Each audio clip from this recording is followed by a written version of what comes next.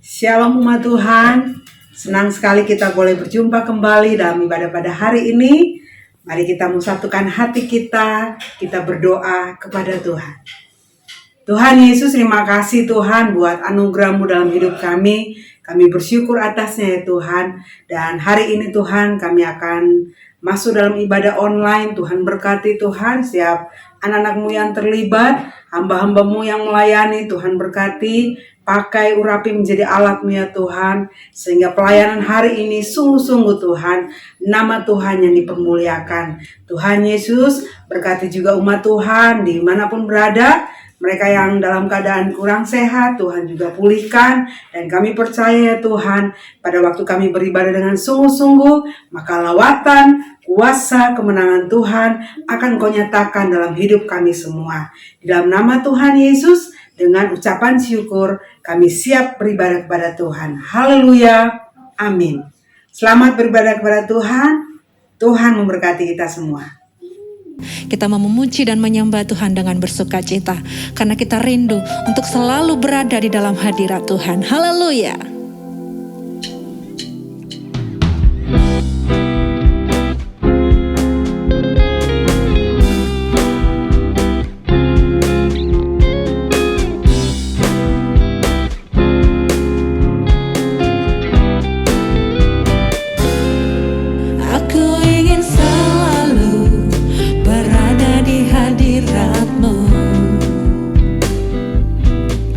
Aku ingin selalu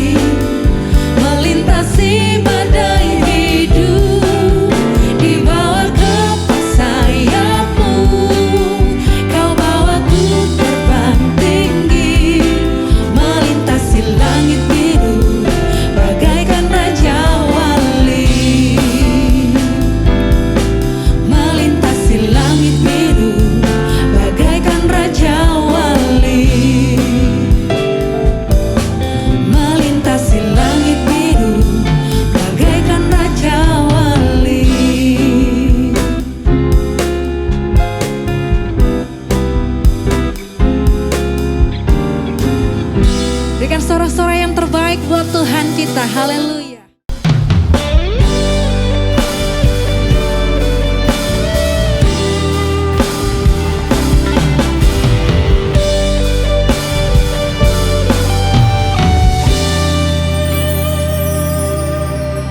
Saat badai datang menghampiri hidupku, saat keadaan seakan tak menentu,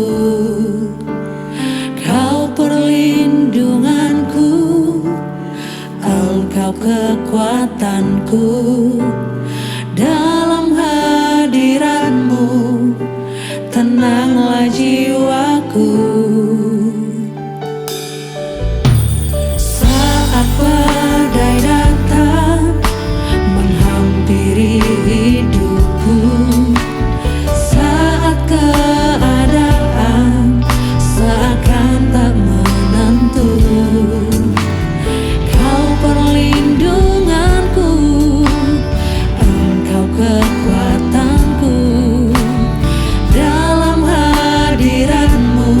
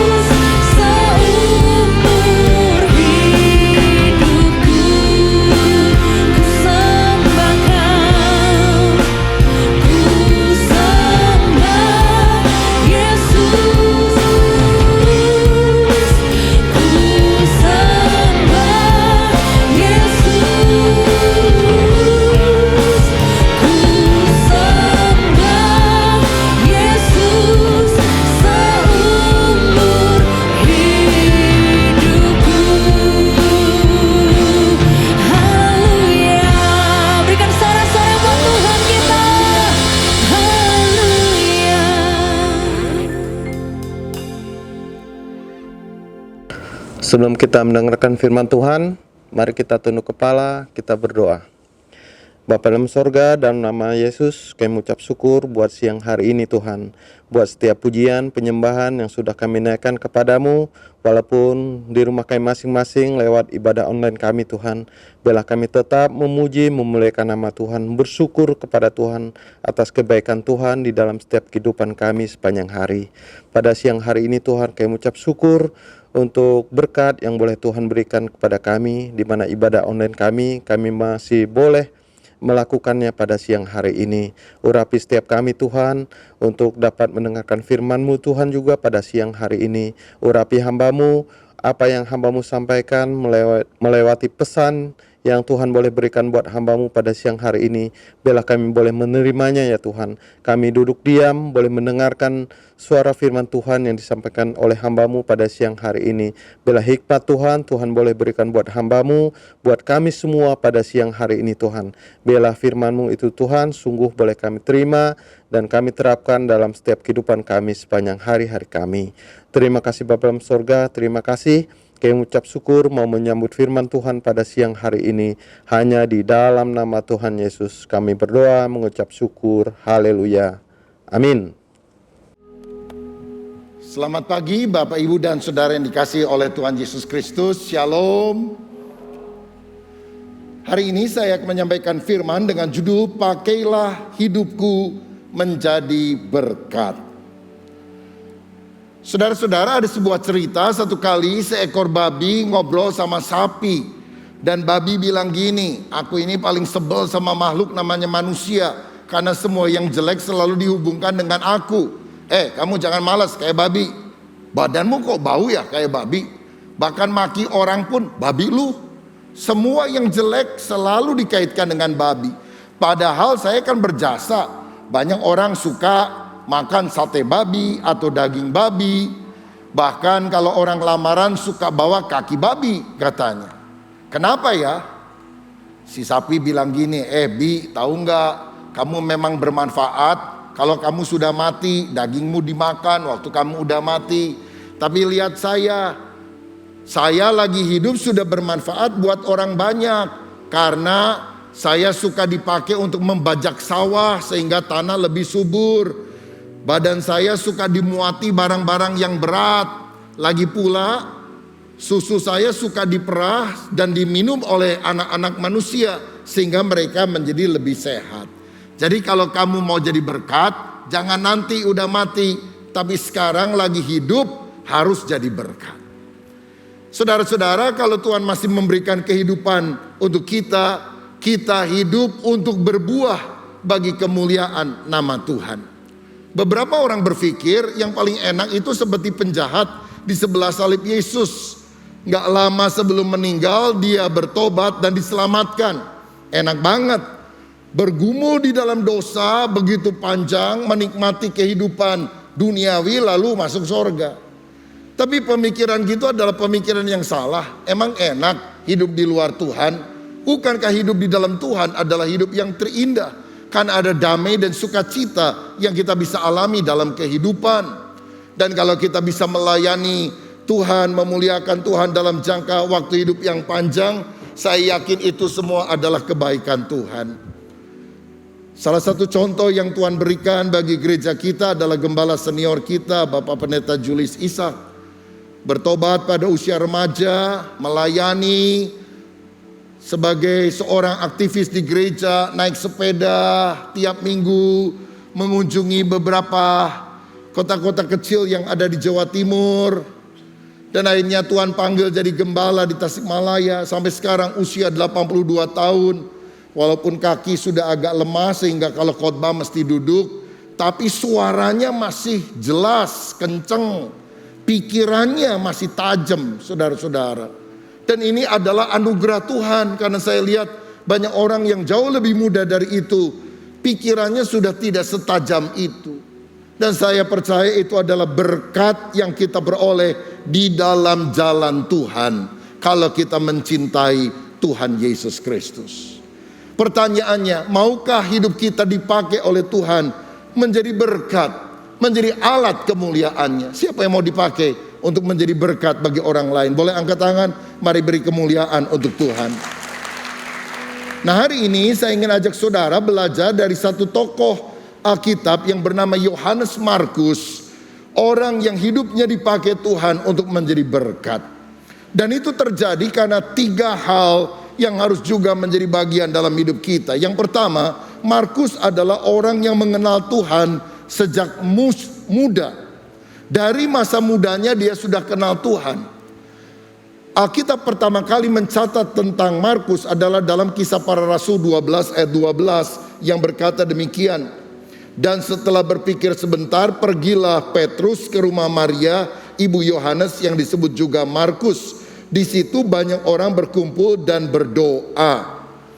Saudara, Markus ini adalah anak dari sebuah keluarga yang cukup berada, namun mereka hidup saleh. Ibunya bernama Maria, dan Alkitab bilang dia membuka rumahnya untuk tempat orang-orang Kristen mula-mula berdoa, bersekutu dengan Tuhan dan dengan sesama. Itu sebabnya ketika Petrus dilepaskan oleh malaikat dengan mujizat dari penjara, dia langsung pergi ke rumah Maria, ketemu dengan saudara seiman dan memberikan kesaksian. Saudara, ayah Markus kelihatannya sudah meninggal ketika ayat ini dicatat karena tidak disebutkan namanya. Lagi pula rumah itu disebut sebagai rumah Maria, bukan rumah suaminya Maria yang namanya kita tidak tahu. Saudara-saudara, catatan lain tentang Markus, dia adalah saudaranya Barnabas. Sebab dalam Kolose 4 ayat 10 dikatakan bahwa Markus ini adalah kemenakannya Barnabas. Tetapi kata yang digunakan dalam bahasa Yunani sebetulnya anepsios, dan ini diterjemahkan dengan lebih tepat dalam King James Version bahasa Inggris, cousin. Atau di dalam terjemahan Alkitab terjemahan lama dan juga bahasa Indonesia sehari-hari, sepupu.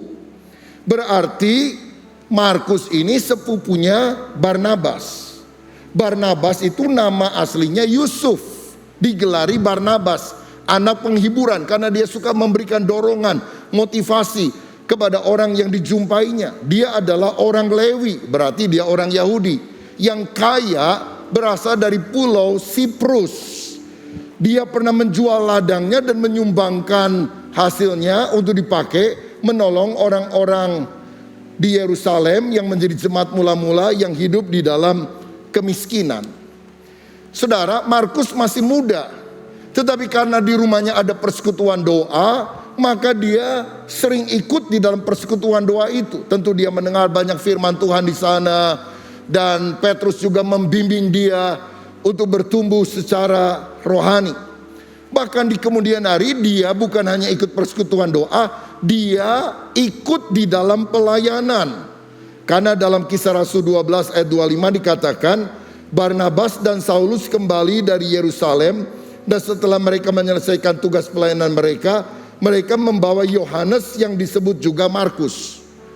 Jadi waktu pelayanan lagi ke Antiokhia, maka Paulus dan Barnabas membawa Markus di dalam pelayanan tersebut. Lalu Markus juga melakukan penginjilan ke pulau Siprus dan melihat mujizat-mujizat Allah dinyatakan di dalam kehidupannya. Misalnya, ketika di Siprus mereka jumpa dengan seorang tukang sihir yang namanya Elimas, yang berusaha menghalang-halangi berita Injil tersebut. Sampai akhirnya Paulus menjadi marah dan berkata, Elimas, matamu buta beberapa hari. Langsung orang itu buta, saudara. Jadi begini, Tuhan itu berkuasa, bisa membutakan mata orang celik dan mencelikan mata orang buta, saudara. Paulus waktu belum bertobat itu lihat Yesus langsung matanya buta. Bertobat dia. Lalu setelah beberapa hari didoakan oleh Ananias, baru dia bisa melek.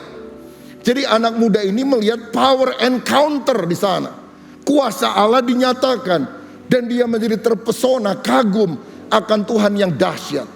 Oh, betapa pentingnya bahkan dari sejak masa kecil kita mengenal Tuhan, kita mengalami hadirat Tuhan, kuasa Tuhan. Saya ingat satu kali ada seorang mahasiswa sekolah Alkitab baru praktek, ini masih muda saudara, ya, masuk ke pedalaman Kalimantan. Lalu waktu dia bangun pagi, dia tinggal di satu tempat, dia kaget karena dia lihat ada pohon kelapa yang dinaiki oleh nenek bisa hampir 70 tahun umurnya. Rut, rut. Jadi kayak monyet tuh saudara sekalian, ambil buah kelapa turun, begitu. Wow, dia pikir hebat banget ini. Tapi dia dengar-dengar katanya di Kalimantan suka ada banyak kuasa kegelapan. Jadi dia berdoa, dan waktu si nenek 70 tahun itu berada di atas pohon, dia bilang, dalam nama Yesus setan keluar. Langsung si nenek teriak-teriak ketakutan, panggil cucunya. Karena apa? Nggak bisa turun saudara dari atas. Rupanya power yang dia miliki dari kuasa gelap. Nah ini anak muda, anak sekolah kita ngerjain juga saudara. Jadi sengaja dia tidak usir setannya waktu si nenek ada di bawah, ada di atas, untuk menunjukkan kuasa Tuhan mengatasi kuasa kegelapan. Nah jadi ini orang yang hidupnya mau dipakai Tuhan adalah orang yang dengar firman dari kecil, melihat kuasa Allah dinyatakan, sehingga akhirnya ada kerinduan, aku mau melayani Tuhan, aku mau mencintai Tuhan.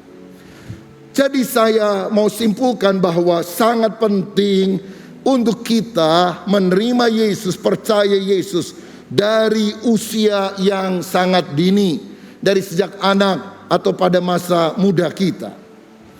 D.L. Moody adalah seorang penginjil terkenal di abad 19, dan dia pernah ditanya satu kali oleh seseorang, Pak Moody, hari ini Anda memenangkan berapa jiwa? 2,5. 2,5? Maksudnya apa? Oh saya tahu. Pasti 2 orang dewasa dan 1 anak kecil. Karena 1 anak biasanya dianggap masih setengah orang, makan setengah piring, bayar setengah harga. D.L. Moody bilang, kamu salah. 2,5 itu artinya saya hari ini memenangkan 2 orang anak kecil dan 1 orang dewasa. Loh, kenapa orang dewasanya yang dianggap setengah? Karena setengah hidupnya dia sudah buang untuk setan dan dunia. Hanya sisanya yang dia berikan kepada Tuhan. Tapi 2 anak kecil ini seluruh hidupnya bisa dipersembahkan untuk kemuliaan nama Tuhan. Jadi sangat baik sekali kalau kita dari masa kecil atau masa muda memberikan hidup kepada Tuhan. Jangan tunda-tunda. Jangan saya mau pelayanan tapi nanti aja. Saya mau sungguh-sungguh nanti aja kalau sudah tua. Jalan yang bernama besok akan membawa kita ke sebuah kota yang bernama tidak pernah. Saya ingat ada seorang pendeta di kampung, di kota kecil, saudara sekalian. Satu kali besuk ke rumah-rumah jemaat, dan dia melihat ternyata ada seorang jemaat punya anak gadis remaja pintar main piano. Dia bilang, wah kamu pintar main piano ya? Ya om, saya les. Nah di gereja kita kan kurang nih pemain piano, bisa nggak kamu bantu pelayanan? Aduh saya pelayanan masih belum mau om, nanti aja kalau udah lebih tua. Saya masih mau seneng-seneng, ke gereja aja saya masih males. Walaupun dibujuk mau didoakan oleh pendeta, dia menolak. Beberapa saat kemudian dia terkena penyakit yang mengancam nyawanya, bawa masuk ke rumah sakit. Minta pendeta datang, dan waktu pendeta datang dia nangis. Dia bilang, om pendeta tolong doakan saya supaya saya sembuh. Kalau saya sembuh saya langsung ke gereja. Saya akan main piano tiap minggu gak apa-apa. Seminggu 2-3 kali gak apa-apa. Sayang besoknya anak ini meninggal dunia. Kesempatan tidak selalu datang bagi kita. Tapi kalau kita masih punya waktu untuk kita berikan hidup ini bagi Tuhan, mari kita mengenal Tuhan dan melayani bahkan pada masa muda. Banyak orang muda sekarang pikir nanti aja lah, sekarang happy-happy dulu, senang-senang dulu. Pengkhotbah pasal 11 ayat 9 pernah berkata demikian. Bersukarialah hai pemuda dalam kemudaanmu, biarlah hatimu bersuka pada masa mudamu, dan turutilah keinginan hatimu dan pandangan matamu. Tetapi ketahuilah bahwa karena segala hal itu Allah akan membawa engkau kepada pengadilan. Turuti aja hawa nafsu, mau lihat apa kek, mau lakukan apa saja, bebas. Tapi ingat loh, kita akan diadili oleh Tuhan. Kita akan mengalami hukuman kalau kita tidak taat kepada Tuhan. Karenanya Pengkhotbah 12 ayat 1 berkata, ingatlah akan penciptamu pada masa mudamu sebelum tiba hari-hari yang malang dan mendekat tahun-tahun yang kau katakan tak ada kesenangan bagiku di dalamnya. Ingat pencipta kita. Kalau kita masih diberikan kekuatan, kesehatan, mari gunakan waktu hidup kita untuk kemuliaan nama Tuhan. Saya bertobat usia 15 tahun. 16 tahun saya mulai khotbah, saudara sekalian, di kelompok-kelompok kecil, di gereja-gereja desa. Kemudian Tuhan memanggil saya untuk menjadi hambanya. Saya masuk sekolah Alkitab dan melayani sampai hari ini. Saya tidak pernah menyesal untuk memberikan hidup melayani Tuhan, karena tidak ada hidup yang lebih indah selain melayani Tuhan. Ada banyak masalah, tantangan, kesulitan, tetapi kita tahu karena kita melakukannya untuk Tuhan, hati kita dipersembahkan untuk Dia. Apa yang kita miliki akan berakhir di lubang kubur, tetapi apa yang kita lakukan bagi Tuhan itu kekal selama-lamanya. Itu sebabnya apapun profesi saudara, lakukan saja dengan damai sejahtera sesuai dengan yang Tuhan berikan kepadamu. Tapi jangan lupa, hati kita selalu harus memuliakan Tuhan, karena kekekalan akan menanti orang yang percaya kepada Yesus, dan mahkota Tuhan sediakan bagi setiap orang yang melayani Dia. Dan di sini saya melihat bahwa peranan keluarga itu sangat penting untuk menanamkan nilai-nilai spiritual kepada anak-anak mereka. Seperti Markus bersyukur punya ibu namanya Maria yang cinta Tuhan, melayani Tuhan, dan membuka rumahnya bagi tempat persekutuan doa. Atau kalau kita lihat contoh yang lain, Timotius yang punya nenek namanya Lois dan punya ibu namanya Eunike. Sehingga Timotius kecil diajar dari sejak masa kecilnya untuk belajar kitab suci. Dan ketika dia ketemu dengan mentor Bapak rohani Paulus, maka dia jadi hamba Tuhan yang luar biasa, dipakai Tuhan mengembalakan jemaat di Efesus, salah satu gereja yang maju pada masa itu, padahal umurnya masih sangat muda. Dan Paulus bilang, kamu jangan minder, tapi jadi teladan, itu kuncinya. Jadi teladan dalam perkataan, dalam tingkah laku, dalam kasih, dalam kesetiaan, dan dalam kesucianmu. Saudara-saudara, kalau kita punya keluarga, bawa seluruh anggota keluarga kita datang kepada Tuhan. Dan kalau engkau merasa masih muda, berikan masa mudamu untuk melayani Tuhan. Itu adalah hal yang sangat indah. Bagaimana hidup kita jadi berkat? Yang pertama, mari kita mengenal Tuhan dan melayani Tuhan pada masa muda atau pada saat yang paling awal ketika kita bisa memberikan hidup kepada Tuhan. Yang kedua, bagaimana hidup kita bisa jadi berkat? Kita harus membenahi diri walaupun pernah gagal. Saudara, Markus ini adalah orang yang ternyata pernah gagal secara rohani. Misalnya dalam Markus 14 ayat 51-52 dikatakan, ada seorang muda yang pada waktu itu hanya memakai sehelai kain lenan untuk menutup badannya mengikuti dia. Mereka hendak menangkapnya, tetapi ia melepaskan kainnya dan lari dengan telanjang. Rupanya Markus muda ini waktu Yesus hidup, dia sudah mulai suka ikut-ikut. Kalau Yesus pergi khotbah, anak bawang gitu saudara, ya. Mungkin dibawa oleh orang tuanya tentunya. Bahkan ada yang bilang Markus ini salah satu dari 70 murid Yesus yang pernah diutus berdua-dua untuk memberitakan Injil. Tapi ternyata ketika Yesus ditangkap di Taman Getsemani, dia melarikan diri. Dia hanya pakai kain lenan, ditarik sama penjaga, kabur, lari terbirit-birit, telanjang. Kan memalukan sekali saudara sekalian. Memang tidak dicatat nama anak muda ini siapa. Seperti halnya juga Markus tidak pernah mencantumkan namanya sendiri di dalam Injil Markus yang dia tulis. Tetapi tentu peristiwa yang memalukan itu, kan ini dilakukan di Taman Getsemani di malam hari, tidak banyak orang lihat. Jadi yang tahu pasti pelaku peristiwanya, Markus ini lari telanjang. Saudara, dia adalah orang Kristen yang memalukan. Ketika Yesus mengadakan mujizat, dia ada di sana. Hosana, terpujilah Tuhan. Tapi waktu Yesus ditangkap, lari terbirit-birit.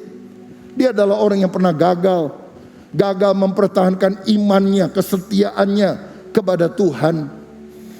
Bahkan kita lihat kegagalan berikutnya dalam Kisah Rasul 13 ayat 13. Pada waktu itu Markus sudah diajak oleh Paulus dan Barnabas pergi melakukan pelayanan di Siprus. Tapi rupanya pelayanan apalagi zaman itu, waduh, masih banyak tantangan, masih banyak orang tidak suka. Berat, saudara. Ya kalau cuma ikut persekutuan doa di rumah mamahnya, orang kaya, ada makanan, wah seneng, saudara. Tapi begitu suruh pelayanan, nginep di mana-mana yang gak jelas, saudara. Makan kadang-kadang telat, waduh, sakit ya, sakit mah nih kelihatannya. Saudara sekalian, akhirnya Kisah Rasul 13 ayat 13 mencatat, lalu Paulus dan kawan-kawannya meninggalkan Pafos dan berlayar ke Perga di Pamfilia. Tetapi Yohanes, maksudnya Yohanes Markus, meninggalkan mereka lalu kembali ke Yerusalem. Nggak tahan, minta pulang. Barnabas saudara bilang, jangan dong. Aku ngomong apa sama mama kamu? Kamu kan dititipkan ke saya. Enggak, pokoknya saya mau pulang. Loh emang kamu berani pulang sendiri? Enggak apa-apa, pulang sendiri juga. Enggak tahan aku pelayanan model gini. Dinasihati sama Paulus, tetap nggak mau. Hanya Paulus bilang, udahlah pulang-pulang aja. Pulang dia saudara. Kenapa? Anak mami, anak orang kaya, anak manja, nggak tahan banting, gagal dalam pelayanan. Saya mau bilang, mungkin ada di antara kita yang pernah mengalami kegagalan dalam hidup ini. Saudara pernah gagal dalam hidup? Ulangan nilainya jelek berarti gagal. Nggak naik kelas berarti gagal. Diputusin pacar, gagal dalam percintaan. Mungkin ada gagal dalam keluarga, gagal dalam usaha. Maunya untung ternyata rugi. Maunya dapat berkat malah ditipu orang, lalu kita gagal. Saya mau bilang, orang yang dipakai Tuhan bukanlah orang yang perfect, sempurna. Tapi orang gagal pun bisa dipakai Tuhan kalau dia mau kembali kepada Tuhan dan berkata, Tuhan baharui hidup saya. Jangan kalau saudara sudah gagal melakukan dosa atau apapun, saudara bilang, udah nanggung lah, nges kapalang, udah terusin aja. Saudara berhenti dari kegagalanmu, benahi hidup, kembali kepada Tuhan. Masih ada second chance, kesempatan kedua yang Tuhan mau berikan kepada kita. Seperti wanita yang kedapatan berbuat zina, dihadapkan pada Yesus. Yesus tidak seperti ahli Taurat yang menghakimi, berzina lo, mampus lo, mestinya dirajam batu. Kamu siang-siang berzina. Dia nggak menghakimi. Yesus berkata, siapa yang belum pernah berbuat dosa lempar wanita ini. Kabur semuanya. Yesus juga tidak menghukum. Dia berkata, aku juga tidak menghukum kamu. Pergilah, tapi jangan berbuat dosa lagi. Itu second chance, kesempatan kedua. Oh kalau gitu enak ya. Kok orang berdosa dibebaskan? Saudara, sebetulnya wanita ini dihukum. Hukumannya hukuman mati. Tapi hukuman matinya ditanggung oleh Yesus di atas kayu salib. Dia yang mati, karena itu dia bilang, aku menanggung dosamu. Pergilah, jangan berbuat dosa lagi. Nah bersyukur di kemudian hari, Barnabas mengajak lagi Markus yang sudah disersi, sudah mogok, sudah pulang di tengah jalan, kembali dalam pelayanan penginjilan kedua ke Siprus. Tapi waktu Paulus mendengar, marah dia sama Barnabas. Enggak, itu anak muda, enggak mau menyertai kita, enggak setia kawan dia. Udah, jangan pernah dipakai lagi. Orang begitu, banyak yang lain. Sehingga kita bilang terjadi perselisihan yang hebat antara Barnabas dan Paulus. Sampai akhirnya Paulus membawa orang lain namanya Silas atau Silwanus pelayanan ke Syria dan Kilikia. Tapi Barnabas tetap ngotot membawa Markus yang adalah saudaranya. Dan saya rasa kalau kita di posisi Markus, kita jadi gak enak banget. Aduh, ini kan dua hamba Tuhan teladan favorit saya. Rasul Barnabas sama Rasul Paulus bisa pisah tuh pelayanannya gara-gara gua nih. Dan muncul ada satu tekad dalam hidupnya. Aku nggak boleh melakukan kesalahan itu lagi. Ini dua orang hebat itu pecah gara-gara aku. Aku mesti jadi hamba Tuhan yang setia. Aku harus menebus kesalahanku pada masa yang lalu. Aku mau setia kepada Tuhan. Saudara, saya sangat bersyukur karena walaupun Markus pernah gagal, dia mau balik kepada Tuhan. Tidak seperti Demas. Demas adalah teman pelayanan Paulus yang lain. Tetapi dalam 2 Timotius 4 ayat 10 dikatakan, karena Demas telah mencintai dunia ini dan meninggalkan aku, ia telah berangkat ke Tesalonika. Demas itu temannya Paulus pelayanan. Tapi mungkin pelayanan gak ada jaminan, pelayanan kurang enak, pelayanan disalahpahami orang, pelayanan seringkali jam kerjanya gak jelas dari pagi sampai malam. Demas bilang, sorry deh, goodbye saja, saya mau pergi melakukan apa yang saya inginkan. Demas meninggalkan pelayanan karena mencintai dunia. Saya rasa bukan cuma meninggalkan pelayanan, dia tinggalkan Tuhan. Dan tidak ada catatan Alkitab bahwa dia balik. Mungkin ini seperti Yudas Iskariot yang pernah jadi rasul, murid Yesus, tapi meninggalkan Yesus, dia tidak pernah balik lagi. Dan kebinasaan kekal dia alami. Markus tidak seperti Demas atau Yudas. Markus meniru teladan dari bapak rohaninya Petrus. Karena Petrus juga pernah menyangkal Tuhan 3 kali loh saudara. Tapi kemudian Petrus datang kepada Tuhan. Tuhan tanya, Simon, apakah engkau mengasihi aku? Ya Tuhan, aku mengasihi engkau. Gembalakanlah domba-dombaku. Dan Simon tidak menyia-nyiakan kesempatan itu. Dia jadi seorang pengkhotbah yang berkhotbah pada hari Pentakosta. 3.000 orang bertobat. 3.000 orang dibaptis. Gereja mula-mula berdiri. Dan Simon setia sampai mati. Bahkan ketika dia mati dengan cara disalib, dia bilang, aku gak layak mati dengan cara yang sama seperti guruku. Aku sudah pernah menyangkal dia. Salibkan aku dengan kepala ke bawah dan kaki di atas. Saudara-saudara, Petrus pernah menyangkal tapi dia balik kepada Tuhan dan dipulihkan. Markus pernah lari tinggalkan Yesus. Markus pernah lari tinggalkan pelayanan, tapi kemudian dia balik di dalam pelayanan dan Tuhan memulihkan hidupnya. Saudara, kalau engkau pernah mundur dari Tuhan, mundur dari pelayanan, dulu engkau begitu berapi-api, cinta Tuhan, kasih mula-mula ada dalam hidupmu, sekarang hatimu sudah tawar, mungkin masih ke gereja, masih ikuti kebaktian secara online, tapi hatimu jauh dari Tuhan. Engkau sudah bilang, udah nanggung lah, udah kepalang. Saudara, berhenti dari kegagalanmu, kembali kepada Tuhan, berbalik kepada Tuhan.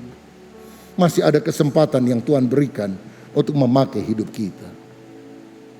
Yang menarik hati saya, di kemudian hari ternyata Markus yang sudah ditolak pelayanannya oleh Paulus, itu kembali menjadi teman kerja pelayanan daripada Rasul Paulus.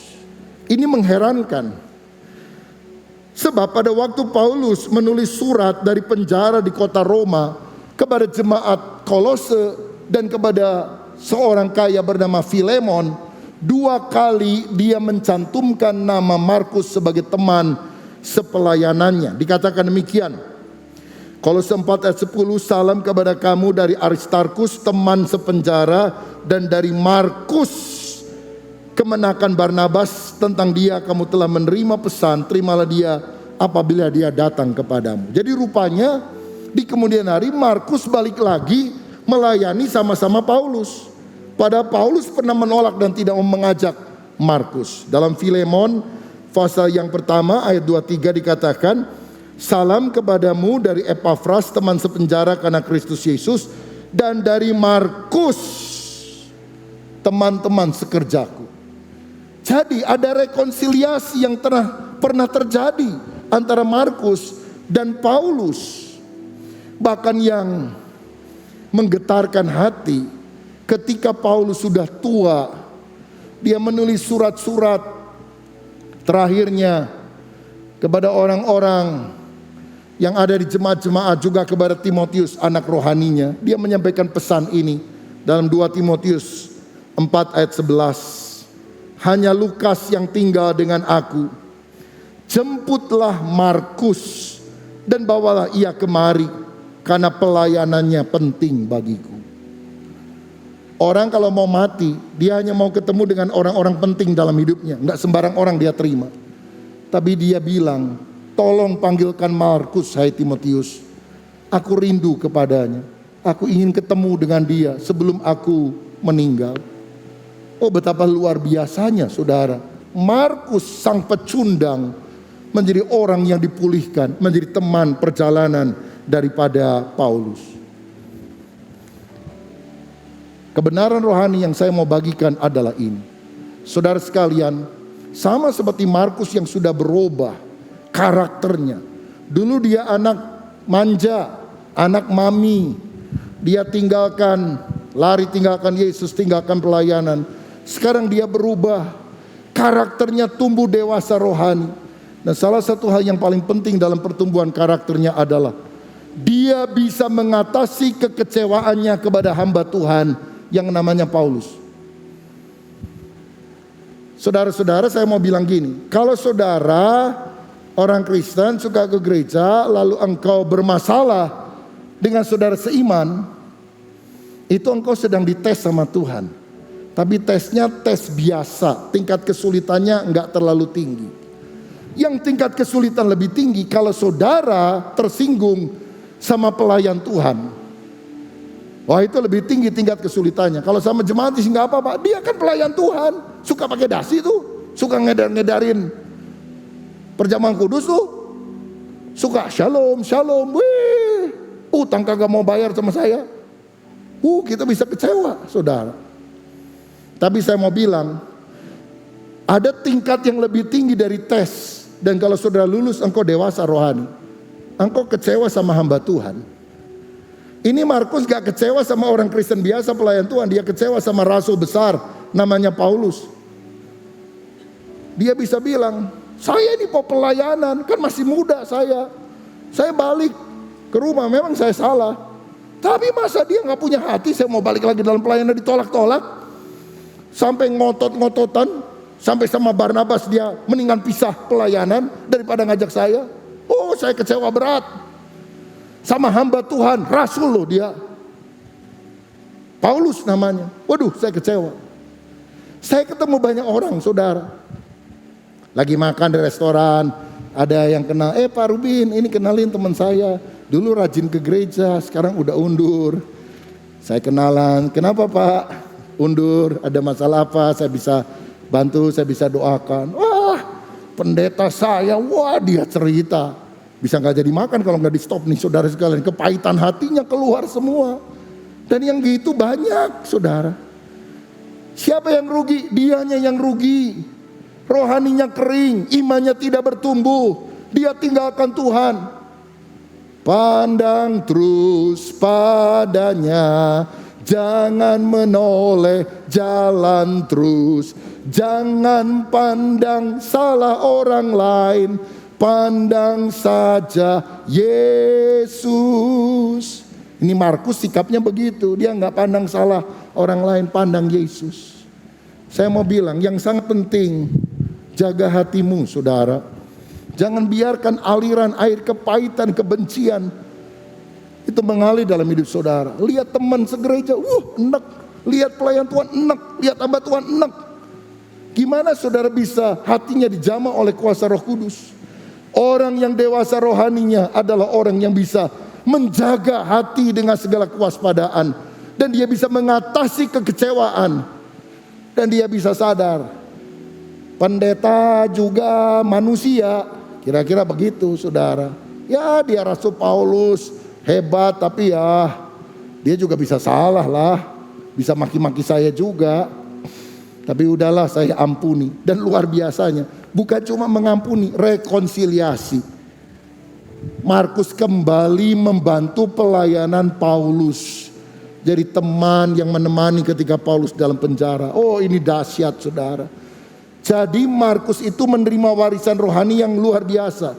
Dia adalah muridnya Barnabas, dia adalah muridnya Petrus, dan dia adalah muridnya Paulus. Saya rasa jarang sekali ada orang mendapatkan kesempatan dibimbing oleh 3 rasul hebat yang dicatat di dalam Alkitab. Kenapa? Dia bisa jaga hati. Kalau ada di antara saudara kepahitan, saya nggak tahu kepahitan kepada siapa, mungkin kepada orang-orang bahkan dalam gereja lama saudara. Bersihkan hatimu. Kalau engkau dites Tuhan, lalu nggak lulus di sini, engkau pindah ke tempat lain, sampai kemanapun, itu tes akan mengejar saudara. Bereskan hatimu. Orang lain bisa nggak berubah, hidupmu harus berubah. Hidup saya, hidup saudara tidak boleh ditentukan oleh situasi luar. Itu adalah pilihan kita. Kalau saudara mau jadi berkat, harus dimulai dari hati. Benahi kekecewaan, kegagalan yang ada dalam hidupmu, dan izinkan Tuhan memberikan second chance, kesempatan kedua, dan kau berkata, aku tidak sia-siakan kesempatan yang baik ini. Yang terakhir, yang ketiga, bagaimana supaya hidup kita bisa jadi berkat? Seperti Yohanes Markus, kita harus memberitakan Yesus. Yohanes Markus adalah penulis Injil Markus, saudara-saudara. Dan kalau dia tidak bisa mengatasi kekecewaannya, dia mungkin gak pernah nulis Injil Markus, atau Markus cuma 1 ayat. Inilah kisah tentang Yesus, Maaf para pembaca, saya tidak lanjutkan. Saya kecewa berat sama hamba Tuhan, namanya Om Paulus. Bye. 1 ayat saudara. Tapi bersyukur loh kita punya Injil Markus. Kenapa? Karena dia bisa mengatasi hati yang kecewa, rekonsiliasi. Karena dia tetap memandang Yesus. Dia tetap memberitakan Yesus. Kalau saudara lihat kesalahan orang lain gak maju, pandang Yesus, imanmu akan makin kuat. Irenaeus, seorang tokoh gereja awal yang hidup tahun 30 sampai 122, berkata, Markus menulis Injilnya di kota Roma karena orang Roma minta ringkasan khotbah Petrus tentang Yesus. Jadi Petrus khotbah, orang-orang sangat diberkati, lalu dia bilang, anak muda tolong catetin dong, ini khotbah Bapak rohanimu, supaya kami ini selalu ingat apa yang dia khotbahkan. Jadi dia mulai menulis ringkasannya. Karena itu mengapa Injil Markus itu paling singkat dibandingkan dengan 3 Injil yang lain. Matius, Lukas, Yohanes itu lebih panjang daripada Markus. Markus 16 pasal saja. Berikutnya, Petrus sendiri pernah menulis dalam 1 Petrus 5 ayat 13, salam kepada kamu sekalian dari kawanmu yang terpilih yang di Babylon, dan juga dari Markus anakku. Petrus menyebut Markus adalah anak rohaninya, sama seperti Timotius anak rohaninya Paulus. Kemudian kita lihat bahwa Markus juga adalah anak rohani daripada Petrus. Dia menulis di Babylon. Nah, ini adalah nama samaran untuk kota Roma sebetulnya. Karena Petrus tidak pernah ke Babil, ya, di Irak sekarang ke Babilonia, nggak pernah. Tapi dia menulis dan didampingi oleh anak rohaninya, yaitu Markus. Papias yang hidup tahun 70 sampai 163 Masehi menyebut Markus adalah murid Petrus. Dia menulis Injilnya berdasarkan apa yang disampaikan Petrus mengenai Yesus. Jadi Injil Markus itu bisa disebut juga sebagai Injil Petrus yang ditulis oleh Markus. Karena Petrus adalah saksi mata, Matius saksi mata, Yohanes saksi mata, ya. Kemudian Petrus juga saksi mata. Markus itu kan masih anak bawang, kok dia bisa nulis? Bahkan beberapa bilang Markus itu adalah Injil yang paling pertama ditulis sebelum Injil-Injil yang lain. Dari mana dia tahu semua kisah itu? Dari Petrus. Jadi Injil Markus bisa disebut sebagai Injil Petrus yang ditulis oleh Markus. Karena Markus menulis Injilnya berdasarkan apa yang disampaikan Petrus mengenai Yesus. Menarik sekali, ada seorang sejarawan dari gereja mula-mula yang namanya Eusebius, saudara sekalian. Dia berkata bahwa Petrus itu pernah ke Roma pada tahun kedua ketika Kaisar Claudius memerintah. Jadi itu adalah tahun 42 Masehi. Dan Markus yang mendampingi Petrus sebagai penterjemah atau sebagai penulis. Nah, pada tahun 43 Masehi, Markus pergi ke Alexandria, sebuah kota di Mesir, dan dia membuka gereja di sana. Gereja bukan gedungnya tentunya, tapi gereja adalah kumpulan orang percaya. Dan itulah yang menjadi gereja cikal bakal gereja Koptik Ortodoks, salah satu gereja tertua di dunia sampai hari ini, yang mengakui bahwa Saint Mark, John Mark, Yohanes Markus sebagai uskup yang pertama dan pendiri gereja Koptik Ortodoks. Bahkan lebih tepat, dia adalah pendiri kekristenan mula-mula di Afrika. Sekarang ini begitu banyak orang di Afrika percaya kepada Yesus. Dan ini salah satu jasa dari taburan seorang yang pernah gagal dalam hidup, meninggalkan Yesus, meninggalkan pelayanan. Namanya adalah Yohanes Markus. Dan ketika Yohanes Markus diminta, tolong dong guru kamu khotbahnya tentang Yesus itu menarik sekali, kami bisa lupa, kamu yang nyatet. Dia nggak pernah menduga catatannya itu akan dikanonkan dan berabad-abad kemudian diterima sebagai kitab suci oleh orang-orang Kristen. Mungkin apa yang kau lakukan kelihatannya sederhana, tapi taruh di tangan Tuhan itu menjadi berkat yang sangat luar biasa. Di kemudian hari tampaknya Markus pernah sempat ke Roma karena diminta datang oleh Paulus, mendampingi Paulus di akhir hidupnya. Dan catatan sejarah mencatat bahwa Markus mati sebagai martir, mati syahid, tapi tetap setia, tidak pernah mau menyangkal Yesus sampai akhir hidupnya. Pelajaran rohani apa yang kita bisa ambil dari sini? Saudara, pakailah talentamu untuk melayani Tuhan. Markus kelihatannya punya talenta untuk menulis. Dia lakukan itu dan muncullah Injil Markus yang sangat berdampak bagi kita sampai hari ini. Mungkin saudara juga bisa menulis kesaksian tentang hidupmu bersama Tuhan Yesus di sosial media, di Instagram, di Twitter, di Facebook, di sarana-sarana yang lain. Mungkin ada yang bilang, saya nggak pinter kalau nulis, kalau ngomong bisa. Ya saudara, rekam suara saudara, atau telepon temanmu, bicara tentang Yesus, atau bikin rekaman 2-3 menit di Instagram atau sarana yang lain, IGTV, dan saudara bicara tentang berkat rohani yang saudara terima hari ini, besok, lusa, begitu selanjutnya. Kalau ada di antara saudara yang punya karunia mengarang lagu-lagu, buatlah lagu-lagu rohani untuk memuliakan Tuhan yang bisa dinyanyikan oleh orang-orang di berbagai gereja di mana-mana. Saya ingat waktu saya menjadi ketua pemuda GBI se-Jawa Barat, kita mengadakan retreat waktu itu di Gambung, Wisma apa itu ya? Aloysius ya kalau nggak salah. Ya di daerah arah Ciwidey itu saudara. Anak-anak muda dari Jawa Barat berbagai gereja GBI datang ikut. Lalu kemudian saya khotbah, saya juga sudah lupa khotbahnya apa. Tapi ketika altar call ada banyak anak-anak muda yang maju. Dan ada seorang anak muda, saya tahu karena dia yang kemudian bersaksi di kemudian hari. Masih pakai celana pendek, saudara masih SMP, dia maju ke depan. Saya doakan dia. Dan saya bilang, kamu akan dipakai Tuhan. Kamu akan pergi ke luar negeri memberitakan kasih Tuhan. Tuhan pakai engkau secara luar biasa. Dia ketawa dalam hati. Karena dia masih SMP dan dia bilang, saya waktu datang itu bukan orang Kristen. Dia diajak temennya, ayo banyak cewek loh, cakep-cakep, ayo ikut yuk.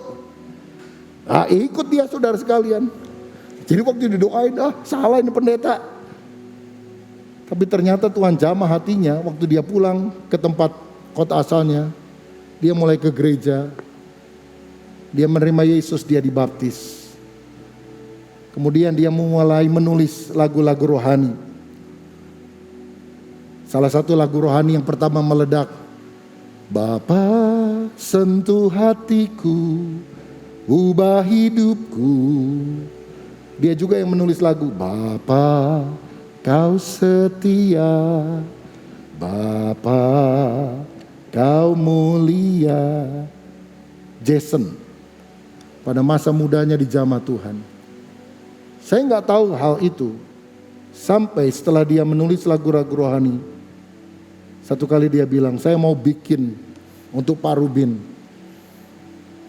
karena saya merasa Tuhan menjamah saya dalam retreat. Lalu dia cerita hal itu.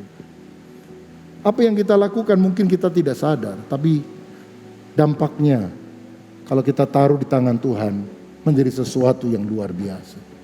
Pakai talentamu untuk Tuhan, saudaraku. Apapun yang Tuhan berikan, mungkin engkau dokter, mungkin engkau insinyur, mungkin engkau guru, mungkin engkau punya kecukupan secara materi, engkau bisa melakukan bakti sosial atau apapun saja yang Tuhan gerakkan hatimu. Dan yang terutama beritakanlah tentang kasih Tuhan. Bersaksi, ceritakan kebaikan Tuhan. Karena kalau kita kasih makan orang 3 jam, kemudian dia lapar lagi. Tapi kalau kita beritakan Injil, orangnya bertobat. Hidup kekal selama-lamanya di dalam sorga Tuhan akan berikan kepada orang itu. Siapa yang rindu hidup kita dipakai untuk menjadi berkat? Siapa yang rindu hidup kita dipakai untuk menjadi saksi? Biar kita berdoa hari ini. Tuhan, pakailah hidupku untuk menjadi berkat. Selamat siang, Tuhan Yesus memberkati kita semuanya. Amin.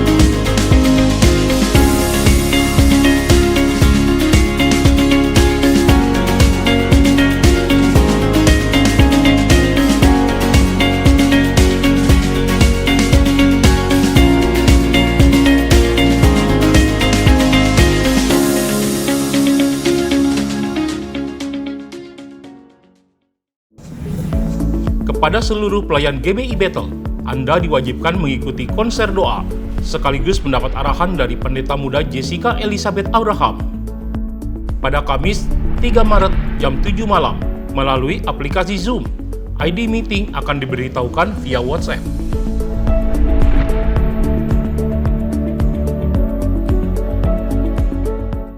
Shalom saudara yang dikasihi Tuhan, berikut adalah update pelayanan PMB selama beberapa bulan terakhir. Selain melakukan pelayanan rutin, yaitu mendukung penginjilan melalui siaran TV dan radio, serta pembiayaan beasiswa untuk Sekolah Tinggi Teologia, PMB juga melakukan pelayanan antara lain mendukung program Bethel Project yang dicanangkan Sinode GBI dan membantu pembangunan serta renovasi gereja yang berada di Desa Onolimbu yang terletak di Kabupaten Nias Barat dan GBI Ciberem yang terletak di Cilacap, Jawa Tengah. Terima kasih untuk para donatur yang setia menabur untuk mendukung pekerjaan Tuhan melalui PMB. Mari dukung terus PMB dalam pelayanannya, mensupport gereja dan hamba-hamba Tuhan yang ada di daerah terpencil. Tuhan Yesus memberkati. Telah hadir aplikasi terbaru, mobile apps GBI Bethel. Install melalui Google Play dan App Store.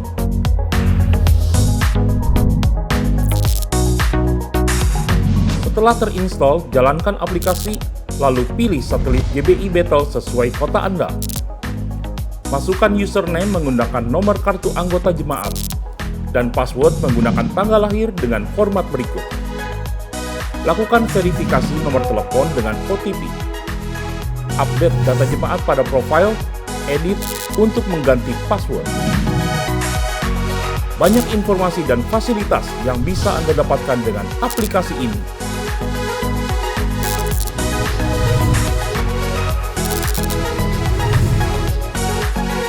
Download di Google Play dan App Store sekarang juga.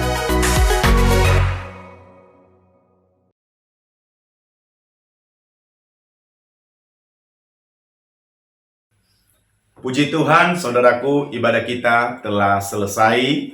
Saya percaya kita diberkati Tuhan melalui ibadah ini. Sebelum kita menerima doa berkat, terlebih dahulu kita naikkan syafaat kita kepada Tuhan. Mari kita berdoa. Bapa di surga, Bapa yang baik, yang kami sembah di dalam Yesus Kristus Tuhan kami, penyelamat kami, sumber kehidupan. Kami bersyukur Tuhan pada hari ini, di mana kami bisa beribadah kepada Tuhan. Kami boleh memuji, menyembah Tuhan, bahkan mendengarkan firman-Mu. Dan biarlah firman-Mu ini ya Tuhan yang setelah kami dengarkan, sungguh terus menguatkan iman kami, sehingga hidup kami terus hidup seturut dengan kehendak-Mu ya Bapa. Berkati hamba-Mu yang sudah menyampaikan, sehingga melalui kehidupan hamba-Mu, banyak jiwa yang dipulihkan dan yang dimenangkan bagi Kristus Yesus. Dan seluruh pelayan Tuhan yang sudah melayani Engkau hari ini, kiranya Tuhan Engkau memberkati hidup mereka. Dimanapun mereka berada Tuhan, Engkau terus sertai mereka, sehingga hidup mereka juga sungguh menjadi teladan bagi orang lain. Tuhan Yesus, kami sehati berdoa untuk para pemimpin rohani kami, mulai dari Om Julius, Bapak Rubin Adi, Bapak Suwito, Pak Suryanta, dan seluruh pelayan Tuhan yang ada di GBI Kedoya. Kiranya hikmat pengurapan dari Tuhan kami Yesus Kristus, Tuhan turunkan atas mereka, sehingga hidup mereka, pelayanan mereka, banyak jiwa yang dimenangkan bagi Kristus Yesus. Tuhan Yesus, kami juga berdoa saat ini ya Bapa, untuk seluruh sidang jemaat-Mu yang ada di GBI Kedoya. Kiranya Tuhan terus Engkau teguhkan hati kami, kuatkan kami ya Bapa, di dalam melewati hari-hari yang Tuhan izinkan bagi kami, sehingga kami sungguh terus bersaksi bahwa Tuhan itu baik. Kami terus menjadi garam, menjadi terang di tengah-tengah bangsa ini, sehingga nama-Mu dipermuliakan. Tuhan Yesus, kami sehati berdoa untuk bangsa dan negara kami. Tuhan, Engkau tolong para pemimpin kami ya Bapa, baik yang di pusat maupun yang di daerah. Berikan kepada mereka hati yang takut akan Tuhan, hati yang penuh kasih, sehingga kepemimpinan mereka Tuhan, pemimpin yang baik, sehingga bangsa ini menjadi bangsa yang dipulihkan, mengalami perubahan demi perubahan, sehingga akhirnya Tuhan nama-Mu saja yang dipermuliakan. Kami juga berdoa ya Bapa untuk kasus COVID yang semakin naik akhir-akhir ini. Tuhan Yesus, kami berdoa, kami hanya meminta belas kasihan-Mu ya Bapa, dan sadarkan setiap kami juga, supaya kami mengalami perubahan hidup, bertobat dari cara-cara hidup yang tidak berkenan kepada Tuhan. Karena kami percaya Tuhan, bila Tuhan izinkan itu semua terjadi dalam kehidupan kami, Tuhan punya maksud supaya kami semakin dekat kepada Tuhan, supaya kami semakin mengandalkan Tuhan. Oleh sebab itu Tuhan, kami berdoa, turunkan hujan pertobatan-Mu bagi bangsa ini ya Bapa, sehingga bangsa ini Tuhan mengakui Engkau sebagai juru selamat, bahwa Yesus adalah jalan kehidupan yang kekal. Terima kasih Tuhan Yesus. Inilah doa kami, dan biarlah Tuhan Engkau menjawab kami seturut dengan kehendak-Mu, karena jawaban Tuhanlah yang terbaik bagi setiap kehidupan kami. Haleluya, haleluya. Amin. Saudara, saya percaya kita semua diberkati dengan ibadah online kita pada hari ini. Angkat tanganmu, angkat hatimu, dan terimalah berkat Tuhan. Biar berkat daripada Allah Bapa, kasih daripada Tuhan Yesus Kristus, persekutuan dan penghiburan dari Roh yang Kudus, biar itu tinggal di dalam hidup saudara dan saya, sehingga setiap di antara kita boleh mewarnai hidup ini dengan terus berpegang kepada Tuhan dan firman-Nya, supaya kebenarannya menerangi kehidupan kita semua dari saat ini bahkan sampai selama-lamanya. Yang percaya bersama-sama kita katakan amin. Tuhan memberkati. Salam sehati.